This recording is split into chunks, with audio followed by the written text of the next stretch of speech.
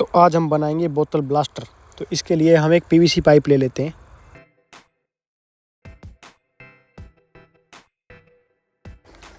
एक हमें चाहिए लाइटर, जो गैस जलाने में यूज होता है।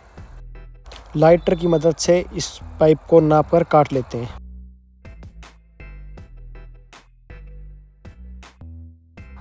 काटने के बाद जब ये पाइप बोतल के अंदर नहीं जा रहा तो इसको हम थोड़ा सा घिस लेते हैं।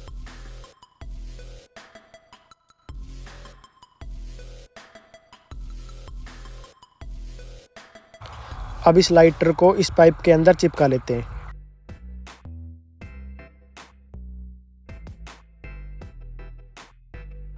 अब ये बनकर तैयार है हमारा बोतल लॉन्चर।